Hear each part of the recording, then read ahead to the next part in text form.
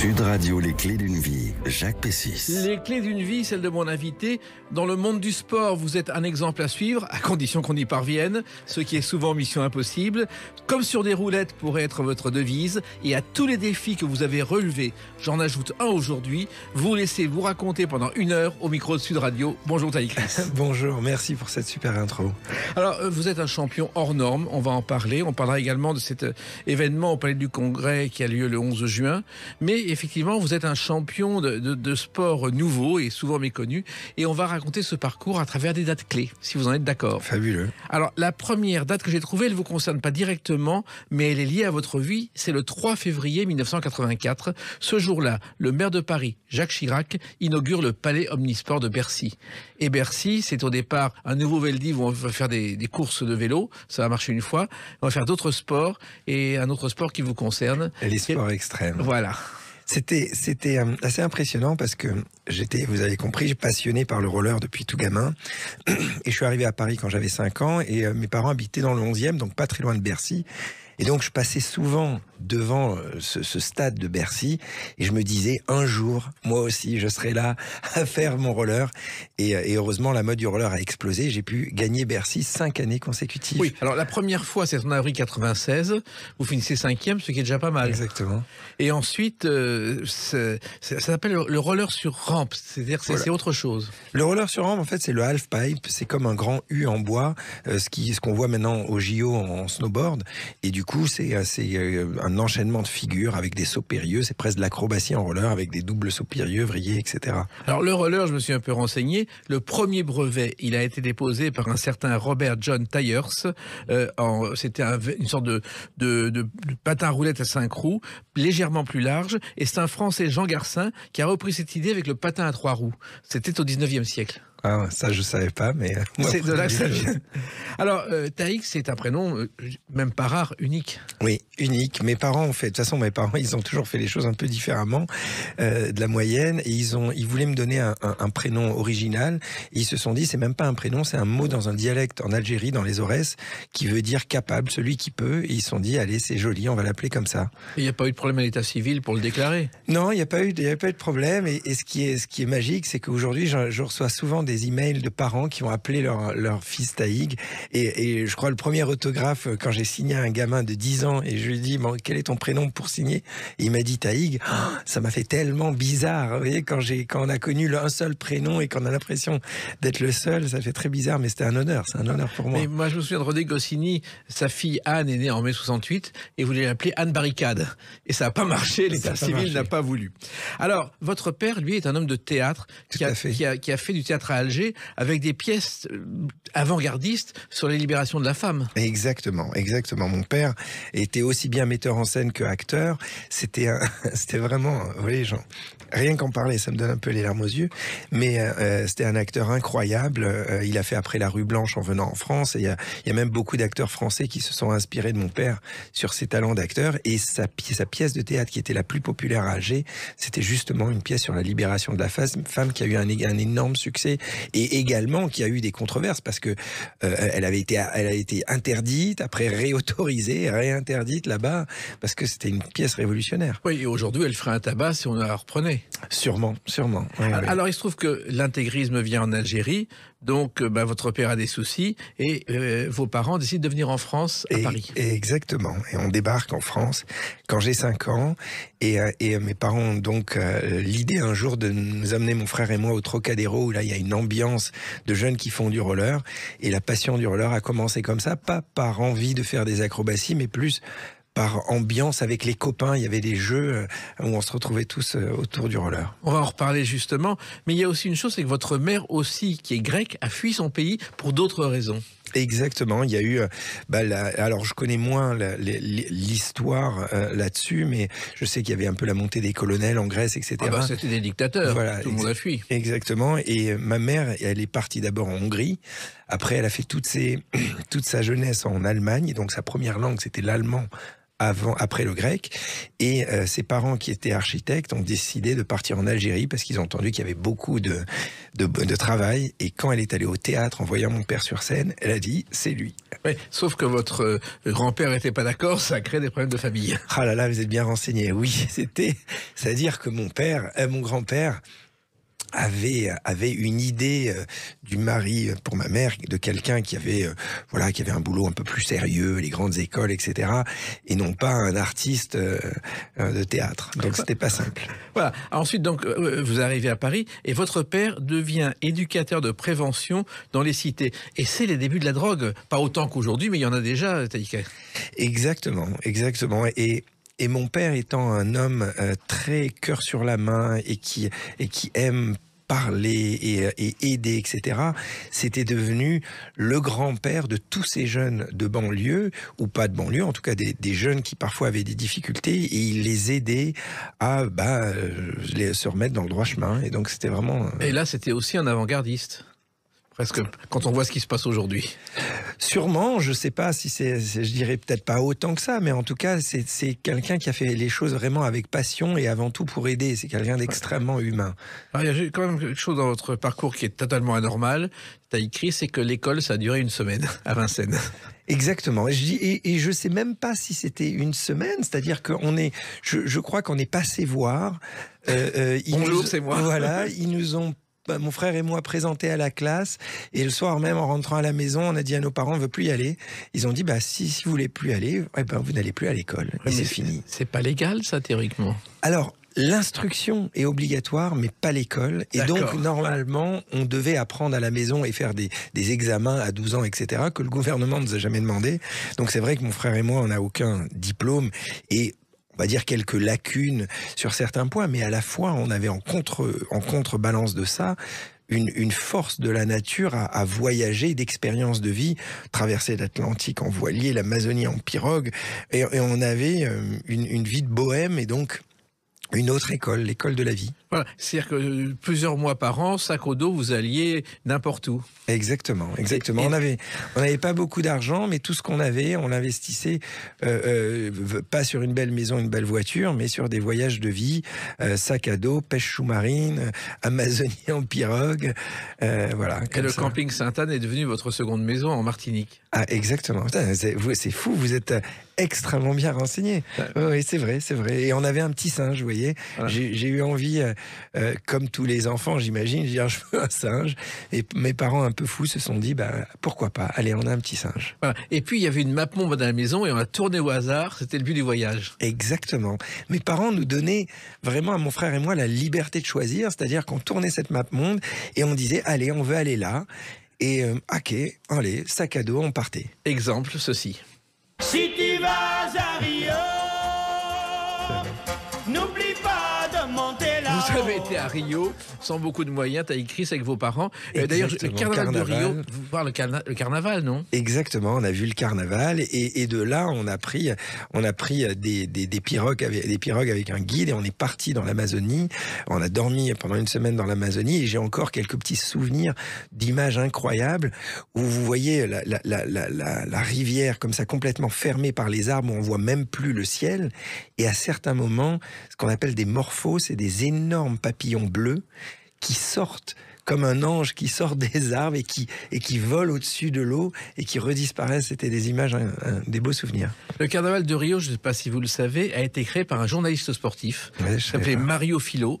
Il voulait améliorer les ventes de son journal parce qu'il n'y avait plus de football à l'époque. Et donc, il a créé ce carnaval au départ avec un concours de samba et c'est devenu le carnaval mondial. Incroyable. Alors, vous avez aussi fait du cirque dans l'école d'Annie Fratellini, je crois. C'est vrai, exactement. J'étais, dès le plus jeune âge, j'étais passionné d'acrobatie. Et on s'est inscrit avec mon frère au cirque de Fratellini. Alors c'était vraiment pour faire de l'acrobatie au sol, sur des barres, du trapèze, etc.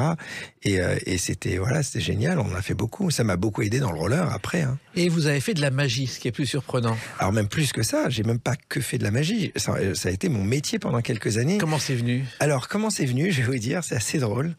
J'ai un jour au Trocadéro, puisque je passais ma vie au Trocadéro, je vois un sans-abri qui avait des cartes et des petits bouts d'allumettes et qui faisait des tours de magie aux touristes avec ça.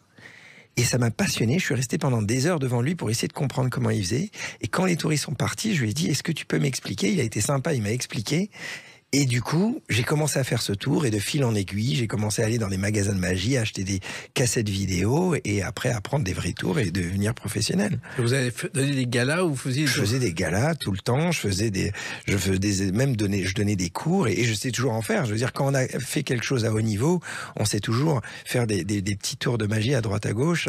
Ouais. Ouais. Et au milieu de ça, il y avait le restaurant familial que vos parents dirigeaient et où vous étiez serveur. J'étais serveur et même plus, mon frère et moi, on tenait le service le midi. À l'intérieur, il y avait tout un restaurant et à l'extérieur, il y avait des crêpes. Donc on était à la fois, déjà on était en roller, mon frère et moi, on faisait le service en roller. Ce qui se fait aujourd'hui d'ailleurs chez Disney ou dans différents restaurants.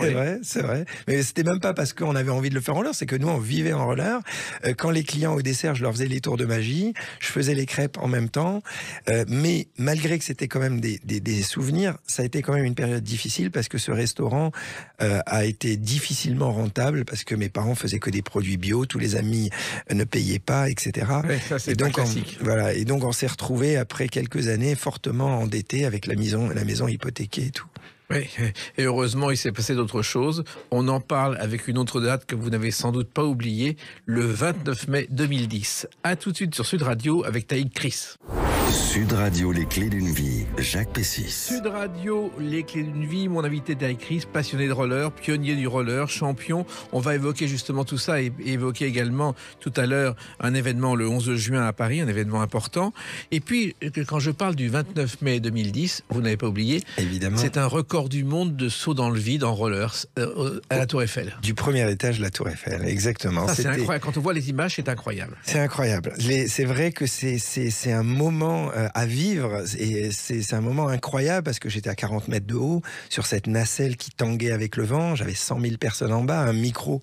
Je pouvais parler à tout le monde. Mes parents en pleurent en bas parce qu'évidemment, c'était un mélange de peur et de fierté. Je pouvais toucher la Tour Eiffel dans une main et me lancer dans le vide. Un sort de Superman. Voilà, je me suis pris pour Superman une journée et c'était génial. Et c'était aussi l'aboutissement d'une vie de sportif et de rêve incroyable. Voilà. Alors la chute, elle fait 12 mètres et demi et vous arrivez sur une rampe haute de 30 mètres. C'est ça. Exactement. En fait, la rampe, c'est un grand U en bois. Oui. Et je saute à l'horizontale, je fais cette chute libre de 12 mètres et avec les rollers, j'épouse le haut de la rampe et j'atterris sur mes rollers le temps de m'arrêter en bas dans un airbag qui était un peu trop près, donc c'était un peu difficile de s'arrêter. Et c'était au premier étage de la Tour Eiffel. Exactement. Et pour obtenir les autorisations, ça n'a pas dû être simple. C'était même pas simple, c'est normalement impossible. C'est presque là le challenge. Et je crois que le gouvernement français m'avait dit soyez heureux d'avoir eu cette autorisation parce qu'elle n'arrivera plus jamais dans l'histoire. C'était un miracle. Exactement. Bon, ça, vous êtes bien débrouillé. Mais il faut savoir qu'il y a un monsieur qui s'appelle Franz Rechstedt, qui était tailleur pour dames et qui a voulu inventer un appareil, une sorte de parachute en toile caoutchoutée. Et pour le tester, il a testé chez lui. Il a sauté du premier étage de la Tour Eiffel, persuadé que ça marcherait. Il s'est retrouvé mort en bas avec un trou de 30 mètres. Je sais, j'ai vu la vidéo, je crois, sur Internet. Alors justement, le roller, c'est bien, mais ça a démarré avec le patin au départ à roulettes. Exactement. Ce qu'on appelle les quads, c'est-à-dire les 4 roues qui n'étaient pas des rollers en ligne. Et pour la petite anecdote, je m'étais entraîné comme un fou avec ces quads, mais il n'y avait aucun potentiel de compétition et de pouvoir en vivre. Et donc j'ai mis cette passion de côté pour arrêter. Et là, la mode du rollerblade, du roller en ligne a redémarré. Tout de suite, il y a eu des compétitions, des sponsors. Et donc là, j'ai rechaussé, je me suis habitué au roller en ligne. Et là la vie a changé. Voilà. La première discothèque où on a vu des rollers s'appelait La Main Jaune, et qui était porte Champéret à Paris. Exactement. Et oui, tous les soirs, j'y suis passé aussi, il y avait une grande piste et on faisait du roller. Et ça surprenait tout le monde, on n'imaginait pas ce qu'allait se passer ensuite. Ouais, non, mais c'est marrant comment, de toute façon, le monde a beaucoup changé, mais comment les sports extrêmes et le roller d'une façon générale est devenu, pendant une période extrêmement populaire. On a parlé de Bercy au début. Vous imaginez, il y a eu 6 Bercy rempli, mais à plein, 20 000 personnes qui venaient en roller voir ces compétitions. Et aujourd'hui, on voit dans toute la France des rollers dans les rues, au milieu des voitures, ça pose pas de problème. C'était inimaginable voici quelques années, Chris. Ouais, non, bien sûr. Mais de toute façon, c'est l'évolution et avec tous les trottinettes électriques et genre de choses, les gens ne peuvent plus être constamment dans des voitures dans les grandes villes. On a besoin d'air, on a besoin de faire du sport en vélo ou en roller. Vous avez même fait, je crois, des virées sur le périphérique à 90 km/h. Eh oui, alors ça, c'était les folies de jeunesse. C'était pas très très sérieux, évidemment, mais comme tout gamin, on pousse un peu les limites. Et c'est vrai qu'on s'accrochait, on appelait ça les rando catch, quoi, les randonnées catch, parce qu'en anglais, on s'accrochait derrière les voitures. Et donc, ouais, on faisait un peu les fous là-dessus. Voilà. Il se trouve aussi qu'il y avait le roller au Trocadéro, mais il y avait aussi le skate. Le skateboard. Ouais. Et il y a un film qui résume cela. Écoutez la bande-annonce ou plutôt la chanson du générique. On va monter sur la tour Eiffel, décrocher le soleil, peindre un Ce film s'appelait Trocadéro Bleu Citron de Michael Schock. Et c'était Sheik, chanteur des années 70, qui interprétait le générique. Et ce film avait fait sensation, car c'est la première fois qu'on voyait des skates et des rollers au Trocadéro. Exactement. C'était un film vraiment qui était très, très, très connu. Toute ma jeunesse, j'ai entendu parler de ce film. Alors finalement, tout ça aussi à Bercy a commencé parce qu'un copain vous a parlé, je crois, Chris, de Bercy et des compétitions. Ouais, en fait, c'est marrant comment la vie, elle change, hein, et comment on peut avoir de différentes vies. Déjà, le fait d'être venu en France, bah ça a clairement changé ma vie. Je sais pas ce que j'aurais fait. J'aurais sûrement fait plein d'autres choses en Algérie, mais j'aurais eu une vie différente, c'est certain. Et surtout, ce jour-là au Trocadéro, j'ai un copain qui s'appelle Magic, petite dédicace pour lui, qui m'a dit, écoute, il y a une rampe qui s'est créée, allons là-bas pour l'essayer. Et dès que j'ai été à cette rampe, tout le Trocadéro était fini pour moi. Les copains, l'ambiance, c'était parti parce que je me suis retrouvé de passionné par la rampe sous cette autoroute et je me suis entraîné comme un fou. Et entraîné même en hiver, il fallait mettre le feu à la rampe? Exactement, parce que tellement j'avais envie de m'entraîner, quand il neigeait, quand il y avait de la glace, eh ben, je faisais des conneries, à acheter de l'essence, à essayer de brûler la glace pour pouvoir la sécher pour rider, quoi. Et ça marchait pas. Non, ça marchait pas. Et puis, il y a quand même eu un accident qui aurait pu vous laisser paralysé un jour. Ça, c'était dur parce que, évidemment, quand on fait des sports extrêmes, on est tout le temps à l'hôpital. Je me suis cassé, j'ai été opéré des genoux 3 fois, des épaules 2 fois, des poignets 2 fois, la hanche, les cervicales presque 2 fois, presque 3 fois, je dis. Et une fois, je suis tombé violemment, à quasiment me casser les cervicales. Et c'est vrai que au sol, mes jambes ne fonctionnaient plus. Donc on m'a emmené à l'hôpital et je me rappelle encore de cette idée dans l'ambulance à me dire, quand tu vas arriver à l'hôpital, c'est oui ou non. Vous voyez, on dirait que c'est 50-50. Est-ce que vous êtes paralysé ou est-ce que vous n'êtes pas paralysé ? Et d'avoir ça, évidemment, c'était une peur au ventre énorme, surtout que je m'étais toujours dit, si j'étais paralysé, je vais pas rester sur Terre. Donc c'était très très étrange de se retrouver devant cette réalité. Heureusement, les cervicales ont été juste choquées et 2-3 heures après, mes jambes ont recommencé à fonctionner.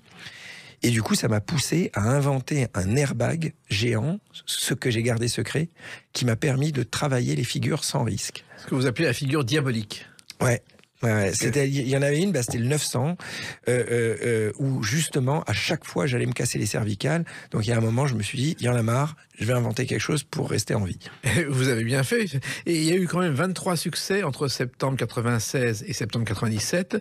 Ensuite, il y a eu une victoire à Padoue et il y a eu le titre de champion du monde en avril 97, ce qui était extraordinaire. Ouais, c'est vrai qu'il y a eu d'arriver au bout de ses rêves, c'est vraiment une chance énorme, surtout quand c'est un rêve de gamin et devenir champion du monde. Après, je crois la victoire qui était la mieux pour moi, c'était vraiment les X Games, parce que même si j'étais champion du monde avant, les X Games étaient considérés comme les Jeux Olympiques des sports extrêmes. Et c'était tenu beaucoup par les Américains. C'était créé par une chaîne de télé américaine, ESPN. Il y avait quasiment que des juges anglophones. Et donc, arriver à gagner chez eux, dans la plus grosse compétition mondiale, et avoir la médaille des X Games, ça, c'était fabuleux. Et le championnat du monde, ça consiste à descendre, à remonter En fait, le championnat du monde, il y avait 2 championnats du monde. Il y a la finale, la vraie finale des championnats du monde, et le classement mondial, comme sur l'ATP au tennis, où on remporte des points à chaque étape. Et j'ai eu la chance de gagner les 2, aussi bien la finale que le classement mondial. D'ailleurs, le mot sport extrême, on pense aujourd'hui que ça vient d'Hemingway, qui a dit un jour, la tauromachie, le course automobile et l'alpinisme sont des sports, tous les autres ne sont que des jeux d'enfants. Et c'est parti de là, apparemment, l'idée du sport extrême. Ah, je savais pas, mais ça, c'est une bonne anecdote. Alors, il se trouve aussi que vous avez trouvé des sponsors grâce à ça, ce qui n'était pas évident, et ça vous a changé la vie. Ça m'a clairement changé la vie, bien sûr, parce que, comme je vous l'avais dit, mes parents avaient quelques dettes en démarrant, et j'ai dû rembourser la maison qui était hypothéquée, etc. Donc, les premières années, je me suis retrouvé avec des vrais contrats de pub, aussi bien chez L'Oréal, chez Levi's, plein de marques, Red Bull, etc. Et par contre, évidemment, quand le fait d'avoir gagné un peu d'argent, je me suis dit ça va pas durer toute la vie. Donc j'ai essayé de l'investir à créer un magasin de rollers, à créer des skateparks, à faire des gammes de papeterie. Très vite, j'ai commencé à être entrepreneur, mais je le faisais en parallèle de ma carrière de roller.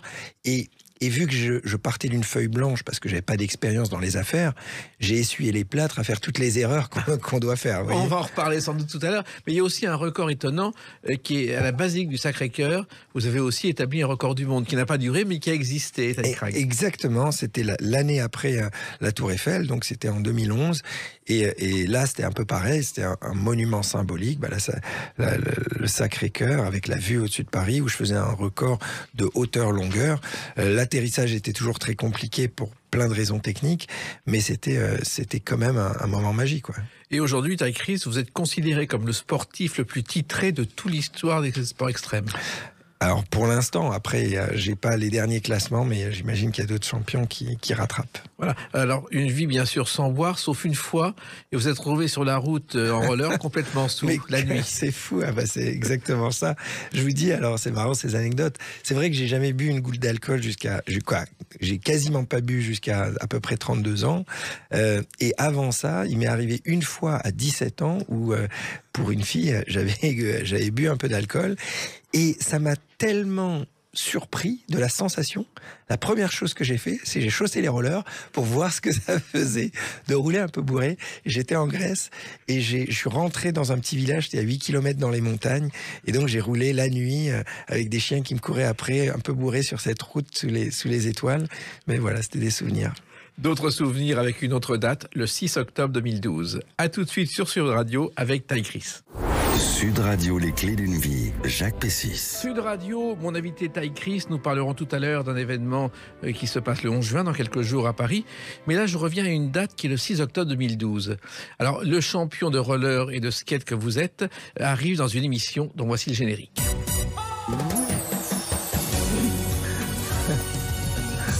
Car vous avez tout fait, y compris Danser avec les stars. Exactement. Ah là là, quelle aventure. J'ai pas imaginé au début le challenge, la difficulté et la galère dans laquelle je me mettais. C'est-à-dire, je me suis inscrit en n'imaginant pas déjà que les autres compétiteurs allaient être aussi forts. Et finalement, dès le premier prime, j'ai compris que j'étais le dernier des derniers et que j'allais me faire éliminer. Et du coup, je suis rentré en mission commando à m'entraîner comme un dingue, et à m'entraîner, je sais pas, 16, 18 heures par jour, et du coup à rattraper le retard. Et grâce à ça, le public a voté pour moi. Et finalement, ça a été une expérience incroyable, parce que même comme souvenir d'avoir des photos, des vidéos où on me voit me faire une chorégraphie incroyable avec une danseuse de dingue qui est Denitsa, c'est une chance énorme. Et Denitsa qui est aussi championne, qui était championne de danse en Bulgarie, je crois. Ah ouais, c'est une des meilleures danseuses au monde. Mais c'est un défi, parce que la danse, c'était pas votre truc au départ. Ah non, c'était pas du tout mon truc, bien sûr. Et il a fallu que j'apprenne. Mais j'aime les challenges, et là, c'était fabuleux. Et me mettre vraiment en risque et sous pression, parce que je peux vous dire, tous les vendredis soirs, faire une chorégraphie de danse devant toute la France, c'est assez rock'n'roll. Vous avez fini 3e, je crois. Ouais, en finale. En finale, oui. Et je sais que, Emmanuel Noir a gagné, mais finalement, d'autres sportifs, Laura Flessel et Christophe Dominici, ont été éliminés très vite, parce qu'ils n'ont pas eu votre courage et votre persévérance. Après, je le dois quand même beaucoup au public, parce que le public a beaucoup voté pour moi pour me sauver, mais c'est un échange avec le public, c'est-à-dire le travail acharné que je fournissais à l'antenne, c'est, je pense, ça aussi qui a convaincu le public. Oui, et puis ça vous a donné une popularité nouvelle, parce que le roller c'est bien, mais c'est quand même une niche, alors que là c'était des millions de téléspectateurs. Bien sûr, la popularité a énormément a passé un cap. Le fait d'avoir bien sûr fait cet événement de la Tour Eiffel, mais également Danse avec les stars, et en plus Koh-Lanta et Pékin Express. Et tout ça, c'est toutes ces 3 grosses émissions quasiment sur 2 ans. Voilà. Alors justement, il y en a une autre avant qui a commencé, c'était bien avant, c'était à Saint-Cyprien, c'était l'été de tous les records. Ouais. Ça, c'était de vos débuts à la télé. Mes débuts à la télé, et c'était pas prévu parce que j'étais jamais, en tout cas, je ne pensais pas être présentateur télé ou animateur. Et en fait, j'étais uniquement intervenant en tant que rollerman, mais la production m'ont fait faire des essais pour parler à l'antenne 2-3 jours avant. Ils ont dit, mais attends, c'est super, il parle très très bien, on le garde, allez, pendant toute la saison. Du coup, je me suis retrouvé de fil en aiguille à être recordman sur l'émission et en même temps animateur pendant tout l'été. Et il y avait des records insolites, par exemple à Saint-Cyprien où c'est la première émission, on voit le record du monde de la plus grosse bulle de savon. Ensuite, on voit quelqu'un essayer de monter sur un mur de 2 mètres de haut à l'aide de son vélo. Enfin, c'était totalement délirant. Ouais, c'était bon enfant. Il y avait certains records qui étaient drôles, d'autres qui faisaient vraiment peur. Il y en a un que j'avais fait qui avait fait peur à toute la production parce que sincèrement, j'étais pas sûr de le réussir. Je devais sauter d'une rampe à une autre rampe avec un trou de 3 mètres en faisant un double saut périlleux-arrière. Et je l'avais jamais fait, j'avais vraiment peur de le faire et je devais le faire en direct. Donc toute la prod, il disait au caméraman, dites-lui de pas le faire, etc. Et heureusement, j'ai eu le courage de le faire et ça s'est bien passé. Mais voilà, ouais, non, c'était bien, c'était très bien. Mais les records à la télévision, c'était un phénomène nouveau. Il y avait eu une émission à Radio Luxembourg dans les années 60 sur les records, présentée par André Bourillon, star à l'époque de la radio. Ça avait moyennement marché parce que ça intéressait personne, les records. Oui, après la télé a évolué parce que non seulement ils ont su mieux les filmer, mieux les mettre en scène, faire monter l'adrénaline, et c'est vrai que aussi bien des records qui peuvent être un peu loufoques ou comiques, ça peut être quand même drôle à regarder, et des records où il y a un vrai challenge, où il y a une vraie peur, où il y a un vrai risque, mais on tient le public en haleine d'une façon dingue. Et d'ailleurs, Ty Chris, vous êtes dans le livre des records aujourd'hui. Ouais, à plusieurs endroits. Ouais. Voilà. Et vous l'auriez jamais imaginé au départ. Non, mais c'est clair, mais j'aurais jamais imaginé tout ça. C'est fou parce que je partais de ce rêve de gamin. C'était mon rêve d'aller loin là-dedans et j'ai tout donné pour y arriver. Mais ça m'a ouvert d'autres portes. Vous voyez ce que je veux dire? Le roller a été comme un peu une blague, un tremplin pour aller dans plein d'autres jumps, quoi. Alors, Koh-Lanta, il y a quand même eu un problème, c'est que vous avez dû tricher un petit peu vis-à-vis de TF1 en leur disant pas exactement que vous prépariez un record, je crois, à la Ty Chris. C'est pas tricher, c'est que le record que je préparais à la Tour Eiffel était sponsorisé par M6 Mobile et diffusé sur W9, donc sur M6. Ouais. Donc c'est clair que quand j'ai été voir TF1 pour Koh-Lanta, si je leur disais que je faisais quelque chose sur M6, ils m'auraient jamais pris. Donc j'ai tout dit, sauf que j'allais faire quelque chose avec M6. Ils sont pas renseignés. Non, parce que c'était 6 ou 8 mois avant, ils pouvaient pas savoir. Ouais. Et jusqu'à 2 mois avant le record, on n'était pas 100% sûr que ça allait se faire. Alors après, quand ils ont su, ça n'a pas été terrible comme réaction. Ils ont été un petit peu verts parce que c'est vrai que je faisais les 7 semaines de Koh-Lanta et la 8e semaine, c'était mon saut de la Tour Eiffel. Oui. Et donc, je faisais toute la com de Koh-Lanta en disant, retrouvez-moi à propos au M6 Mobile Mega Jump sur W9. Donc, ils pétaient un câble, mais à la fois, c'était de bonne guerre. Et pour preuve, ils m'en ont pas voulu puisqu'ils m'ont pris sur Danse avec les stars après. Et il n'y avait pas de problème. C'était un risque de plus, c'est voilà. Tout. Et puis alors le Pékin Express duo de choc avec Chloé, ça aussi ça a été un événement sur M6. Exactement. M6 qui était très content de toute cette popularité du saut de la Tour Eiffel, etc., m'ont vraiment renvoyé la balle en me faisant participer à Pékin Express, qui a été pour le coup une aventure géniale, plus fun à faire qu'un Koh-Lanta. C'est-à-dire ? En fait, moi, je déteste être emprisonné, j'aime être dans l'action. Et l'avantage sur Pékin Express, c'est que tous les jours, on doit aller d'un point A à un point B, on rencontre des gens, on n'est que dans l'action. Et ça, j'ai beaucoup aimé. Je suis parti du nord de l'Inde jusqu'au sud, on a fait 5000 km avec Chloé, et j'avais jamais vu l'Inde, donc c'était un mélange des deux, et rencontrer des gens dans des endroits incroyables, c'était fou. En même temps, il y a des dangers aussi, des risques. Oui, après, il y a quand même une prod solide qui fait évidemment attention à tout. C'est vrai que quand on était dans le nord de l'Inde, on était dans les montagnes, il y avait des grandes pluies et on avait peur qu'avec nos camions, il y avait des écroulements, donc on avait un peu peur de ça, mais la prod s'occupait de tout, on était quand même en sécurité. Voilà. Et puis, ce que vous avez fait, et on ne le sait pas assez, c'est que vous avez gagné, et votre prix, vous l'avez versé à l'association La Voix de l'Enfant Taille Chris, et ça, c'est important pour vous. Clairement, en fait, j'ai toujours j'ai jamais été touché de près ou de loin de maladies, et je touche du bois, mais j'ai vraiment la chance, avec mon sport, de pouvoir redonner un peu de bonheur de temps en temps. Et donc, toutes les associations qui sont venues me voir sur ces différentes années, je leur ai dit oui à chaque fois. Et j'essayais de vraiment consacrer du temps pour aller soit à l'hôpital pour rencontrer les enfants avec La Voix de l'Enfant, ou un maillot pour la vie, ou un mécénat chirurgie cardiaque. J'ai dû faire, par exemple, ça c'était marrant, pour mécénat chirurgie cardiaque, je leur ai promis de faire un marathon. Oui. Et j'avais oublié. Et donc 3 jours avant, ils me disent le marathon c'est dans 3 jours. Je leur dis mais attendez, j'ai pas couru depuis 1 an. Ils me disent oui, mais pour l'association faut que tu le fasses. Donc j'ai fait le marathon en 5h30. Ça a été l'horreur, mais à la fois c'était super pour la sauce, et avec Pékin Express, oui, je crois qu'on a donné comme ça 50 000 € à Pékin Express, je veux dire à l'association. Et vous êtes passé à côté d'une autre carrière, car vous auriez pu être joueur de tennis professionnel. Alors professionnel, j'aurais aimé, mais j'avais pas le niveau, j'avais envie, je m'étais entraîné pendant des années pour l'être, et pour le coup le tennis m'a beaucoup aidé mentalement pour préparer pour les compétitions, parce que le tennis c'est un sport mental. Mais j'étais pas assez fort. Vous faisiez 7 heures par jour de tennis. Ah, c'est clair. Et votre père a dépensé beaucoup d'argent, je crois, pour que vous alliez au Stade Français vous entraîner. Exactement. J'allais au Stade Français avec mon frère qui était beaucoup plus fort que moi en tennis. Lui, il avait vraiment les capacités de devenir première série. Et c'est vrai que mon père, qui gagnait pas beaucoup d'argent en tant qu'éducateur de prévention, il mettait tout ce qu'il avait pour que mon frère et moi puissions faire nos passions, qui était le tennis. Mais le sport, ça a toujours été votre passion. Vous avez fait de la natation, de la plongée, de l'apnée, du trampoline, tout ça, bien sûr. Du kung-fu, du nunchaku. Oui. J'ai fait du nunchaku quand il y avait les périodes de Bruce Lee.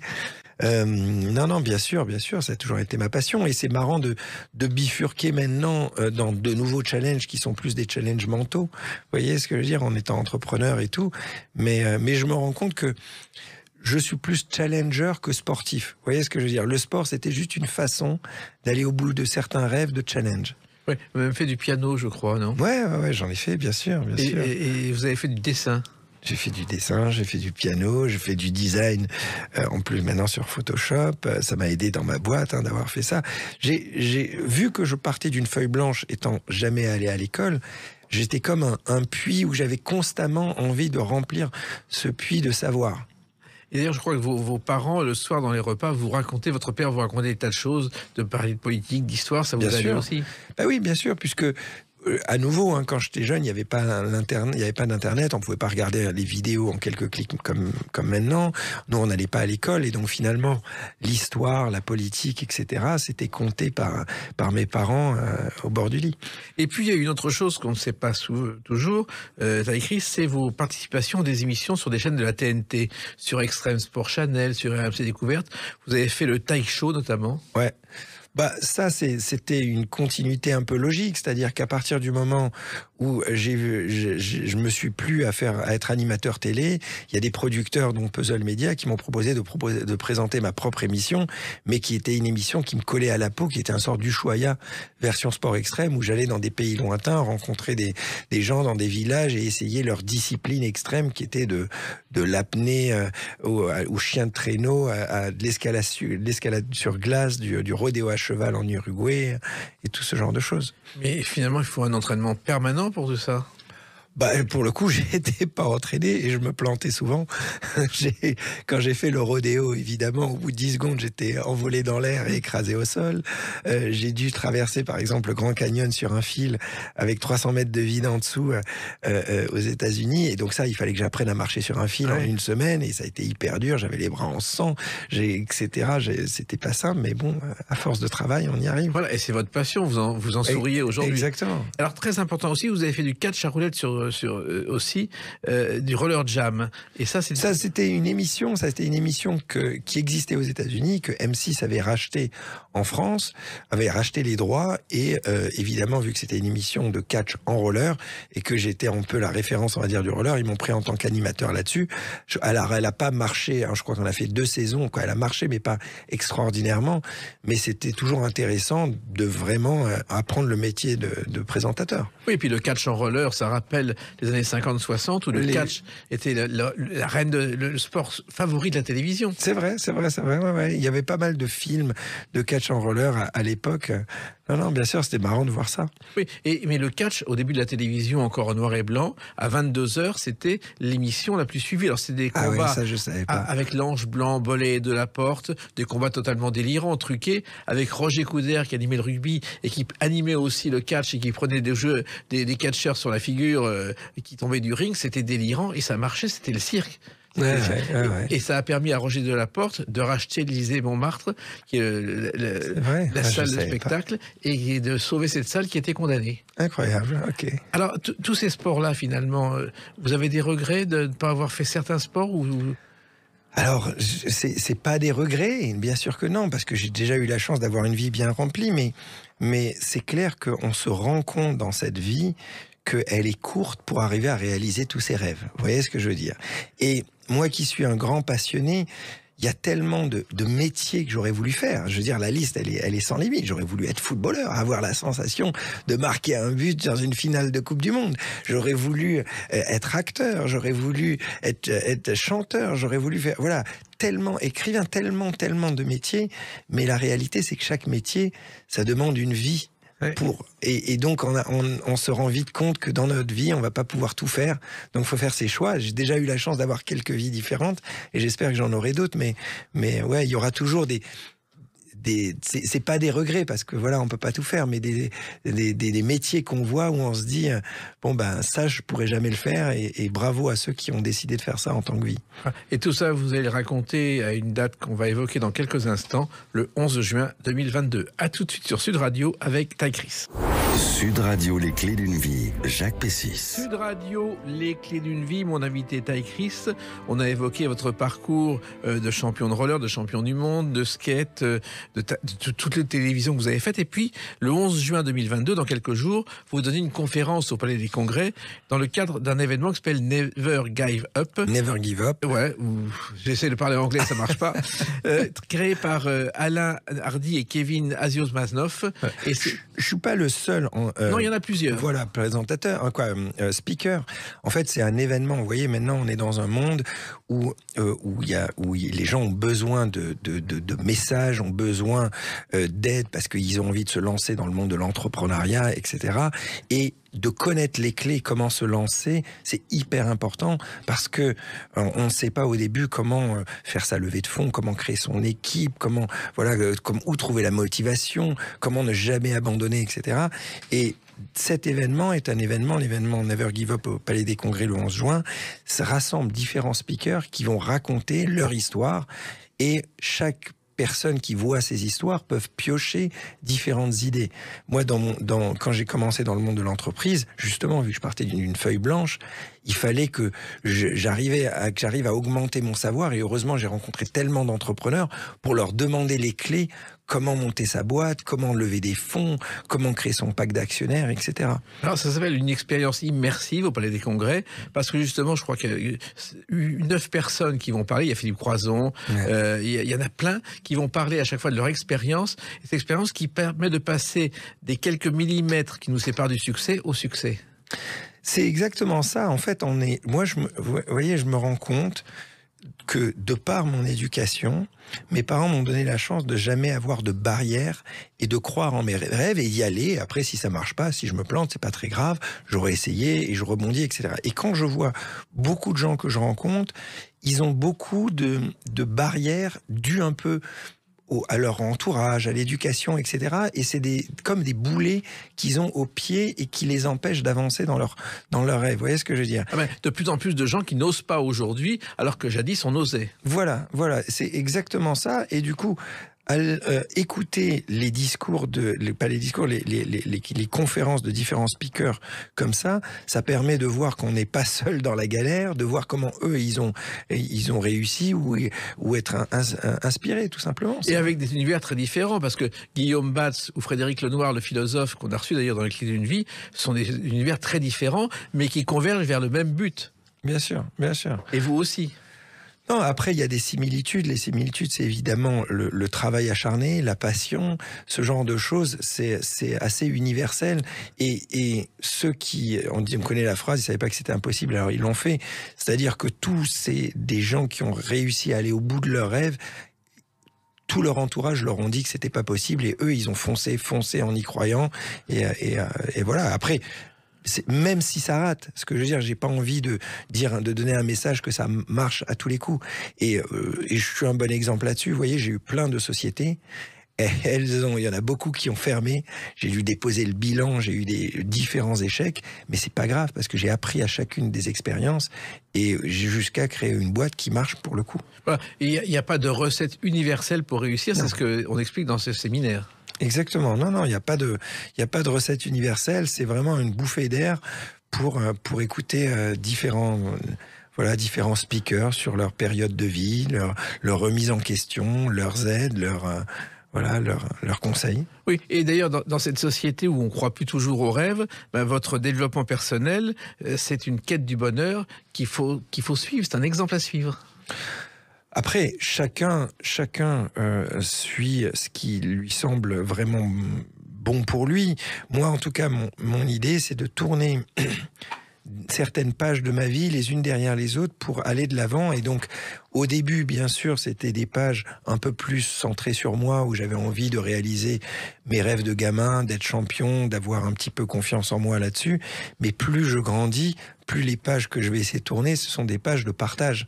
Vous voyez ce que je veux dire, où je vais essayer de redonner un petit peu, de créer des projets où embarquer des gens pour raconter un peu toute cette histoire. Mais c'est ce que font certains champions. Moi, je me souviens de Camille Lacour et d'autres, Nathalie Péchat, qui sont venus au micro nous raconter que régulièrement, ils font des conférences dans les entreprises pour motiver les gens. Ah oui, non, mais ça, pareil. J'en fais souvent. Et ce qu'on fera sur l'événement Never Give Up, ça va plus loin que simplement de la motivation. Bien sûr que c'est de la motivation, mais c'est aussi de la transmission et de la remise en question parfois personnelle. Parfois, il y a des gens qui sont persuadés ils suivent ce qu'on leur a appris, etc. Et on les secoue dans leur intérieur en leur disant pense peut-être un petit peu différemment et ta vie va changer pour le coup. On est une société quand même où on est des machines quelquefois, on arrive quelque part, on a un bureau, le même bureau à côté et on fait sa carrière, on se rend pas compte qu'on peut accéder à ses rêves. Alors, c'est ce qui est dur, c'est que je comprends que on est dans un monde où on a tous besoin de la sécurité, ce genre de choses, mais la vie passe tellement vite et en étant trop sur la sécurité, on risque de se retrouver à 45, 50 ans et regarder en arrière et dire zut, j'aurais dû. Et ça, c'est vraiment la phrase qu'il faut pas se dire. Donc, quitte à prendre un risque quand on est plus jeune, même si ça marche pas, même si on essaye, je sais pas, d'être écrivain, d'être acteur, et on essaye pendant 10 ans, on galère, on mange du pain et des pâtes tous les soirs, etc. Et même si ça marche pas, on aura toujours le temps de revenir dans une vie dite normale, mais au moins on aura essayé, on aura tenté une vie un peu différente. Ce genre de conférence que vous faites, c'est presque d'utilité publique, Chris. Il faudrait que notre monde a besoin de ça. En tout cas, un truc qui est certain, c'est que notre monde a besoin de montrer à la jeune génération que tout le monde peut y arriver, quel que soit son niveau social et son éducation. Vous voyez ce que je veux dire ? C'est-à-dire que c'est exemple type. Là-dessus, j'ai la chance d'être un exemple parce que si vous réfléchissez, on regarde maintenant toutes les startups, etc. C'est un peu trop. Des hommes blancs, 35, qui ont fait des grandes études. Vous voyez ce que je veux dire ? Alors, c'est en train de changer. Et il y a des gens de tout niveau social, de toute nationalité qui sont en train d'arriver. Et la seule différence, je vais vous dire, c'est pas les idées, c'est pas la compétence, c'est juste avoir les clés de construire le monde dans un monde de la tech. Vous voyez ce que je veux dire ? C'est-à-dire que quand on se lance dans le monde de la tech, il faut savoir présenter son pitch, créer son pack d'action, son business plan, son dossier de présentation, etc. Il y a quelques règles à savoir faire. Et donc, ce qui est un peu d'intérêt public, on va dire, c'est de donner ces clés à tous les jeunes pour que ces jeunes-là, ou vieux, n'importe, puissent apporter des idées nouvelles dans le monde de l'entrepreneuriat. Et vous avez commencé sans connaître les clés en créant une société événementielle, je crois, au départ. Alors, j'ai eu plein de boîtes, non, mais surtout celle qui était vraiment très, très différente. C'est, il y a 7 ans, sur mon lit d'hôpital, quand tout s'effondrait, j'arrivais plus à monter les records, où là, je me suis dit, je vais changer de vie et je vais essayer de me lancer dans le monde des télécoms sans rien connaître. Et pourquoi comme ça, comme idée? Parce que je voulais sortir de l'univers des sports extrêmes et je voulais aller dans un univers où il y avait vraiment beaucoup de potentiel en termes de business. Et je savais bien que les télécoms, je veux dire, tous les milliardaires sont dans les télécoms, vous voyez. Et donc, je me suis dit, je serais peut-être pas le meilleur mondial dans les télécoms, mais même si je suis le 100e mondial dans les télécoms, j'aurais une grosse boîte. Et donc, j'ai eu une idée qui n'existait pas. Je me suis dit, on est dans un monde où tout est dans le cloud et notre numéro de mobile, lui, n'est pas dans le cloud, il est coincé dans la carte SIM. Donc, l'idée était toute bête, c'était de me dire, je vais créer une application qui permet de générer un numéro de mobile, un 06, en un clic sur son portable, sans avoir une carte SIM derrière. Vous voyez, une idée. Et donc, je suis parti de là. Et c'est vrai que j'y connaissais rien, que je partais d'une feuille blanche, etc. Mais de fil en aiguille, j'ai réussi comme ça à convaincre 130 personnes qui ont investi de l'argent, 10 millions d'euros à 130, et créer un vrai opérateur télécom, devenir ingénieur télécom moi-même, faire changer la régulation, etc., etc. Mais c'est un travail de fou, ça. Bon, après, le travail, ça m'a jamais fait peur. Non, d'accord, mais en même temps, il faut connaître les télécoms, faut devenir ingénieur. Quand on n'a pas fait d'école, c'est pas évident. Ah, c'est sûr que ça n'a pas été évident. J'en rigole maintenant, parce que je ne comprenais rien au début. Vous voyez ce que je veux dire? Je nageais complètement. Je devais fabriquer. Alors, quand j'ai levé mon premier million d'euros, parce qu'en tout, j'ai levé plus de 20 millions d'euros, mais quand j'ai levé mon premier million, j'ai embauché des ingénieurs au bureau, et je me retrouvais en tant que président à devoir manager des ingénieurs sans comprendre du tout ce que je devais fabriquer. Donc c'était très dur, mais à la fois j'avais des profs qui étaient les meilleurs profs qu'on pouvait imaginer, c'est ces ingénieurs. Et donc, vu que je suis curieux et passionné, je leur posais des questions bêtes toute la journée, et au fur et à mesure des années, en n'étant pas trop con, on arrive à devenir ingénieur télécom soi-même, quoi. Expert. Voilà. Vous voyez, j'ai inventé des brevets dans les télécoms. Comme ça, en improvisant. Alors, pas toujours en improvisant, en travaillant beaucoup. Travaillant plutôt, mais surtout, pendant le confinement, vous avez eu une idée qui a rendu des services à beaucoup de gens qui étaient malades. Bien sûr, c'est-à-dire que on s'est rendu compte que les médecins étaient complètement surbookés et les malades avaient envie de parler aux médecins parce qu'ils avaient des peurs, ce qui est normal, et le médecin avait peut-être pas envie de donner son numéro de mobile à tous les malades parce que sinon il avait plus de vie le soir, etc. C'était plus possible. Et donc qu'est-ce qu'on a fait? On a vu que j'ai créé une application, juste pour rappel, qui s'appelle On-Off, qui permet d'avoir un deuxième numéro en un clic. Et donc qu'est-ce qu'on a fait? On a donné via l'application On-Off des numéros gratuits à des milliers de médecins. Et comme ça, tous ces médecins pouvaient enfin avoir un numéro professionnel différent de leur numéro perso. Ça n'aurait pas été possible, voici une soixantaine d'années, quand Fernand Reynaud jouait ce sketch. C'est à votre guichet qu'il faut s'adresser pour téléphoner dans le bureau de poste. Mais pourquoi vous me répondez, mademoiselle? Le 22 à Asnières, un classique étonnant. C'est-à-dire qu'à l'époque, pour téléphoner, il fallait passer par une opératrice qui n'en avait rien à faire. C'était inimaginable. Ah non, mais c'était inimaginable. Je me rappelle quand on allait en vacances en Martinique avec ma mère, parce que mon père devait encore travailler en France, on avait des sacs de pièces, et quand on était gamin, je devais avoir 10 ou 11 ans, on a parlé très peu à notre père, et du coup, puisqu'il était en France avant de venir, et donc on allait devant cette cabine, et on mettait des pièces, des trucs qui n'existent plus aujourd'hui. Voilà, et à l'époque, il fallait 6 mois, 1 an, 2 ans pour avoir le téléphone. Et c'était impossible, alors qu'aujourd'hui, en quelques clics, c'est réglé. Non, la technologie, c'est génial de se retrouver maintenant dans un opérateur télécom, à pouvoir connecter les antennes, interconnecter, créer des services d'intelligence d'appel, etc. Là, on fait des offres sur On-Off pour les entreprises, où on donne des numéros aux entreprises avec des CRM, des analytics, des enregistrements d'appels. C'est génial. Et dans cette conférence Never Give Up, vous allez raconter tout ça Je vais raconter plusieurs choses. En fait, je vais évidemment expliquer que une grande clé du succès que j'ai, ça vient de mes parents et de cette façon de voir la vie inhabituelle. et sans barrière et voir que la positivité et jamais les problèmes. Vous voyez, les gens ont toujours tendance à imaginer une montagne de problèmes avant de se lancer. Moi, je n'imagine jamais les problèmes à plus de 24 heures. J'ai juste l'étoile au loin que je suis et après, j'essaie d'avancer. Donc, je raconte un peu ça. Je raconte évidemment la carrière de rollerman, les compètes, comment j'ai convaincu la mairie de Paris à avoir l'autorisation de sauter de la Tour Eiffel.